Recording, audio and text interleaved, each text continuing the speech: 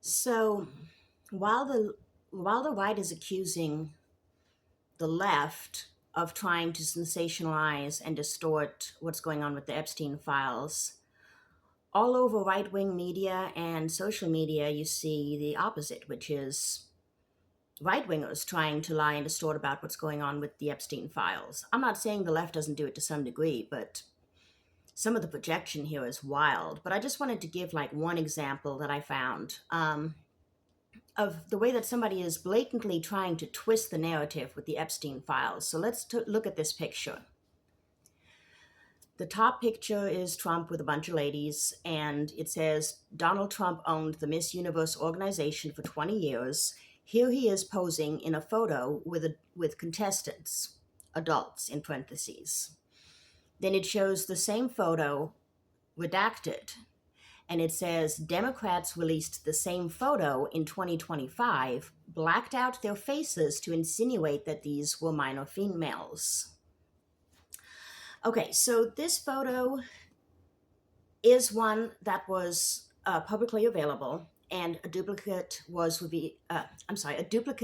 released among the Epstein files dumps.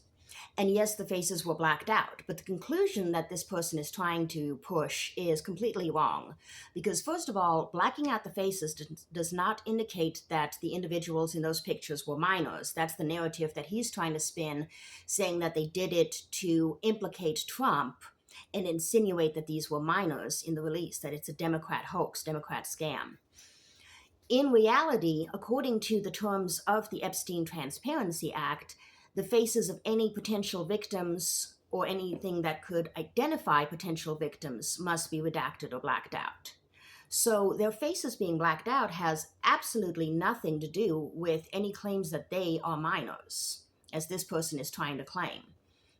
If their faces were redacted, it is because at the time that the redactions were being made, they thought that these people either were, potentially could have been, or in some way potentially could have identified victims of Jeffrey Epstein. So you see that the way that the lie is being twisted. And in reality, if these people were potential victims, and I'm not saying that they were, we don't know, but if they were, that would actually look bad on Trump. And that's why they're trying so hard to twist the narratives. Again, I'm not saying that these photos are proof of any wrongdoing on Trump's behalf, and I'm not saying that these women were victims.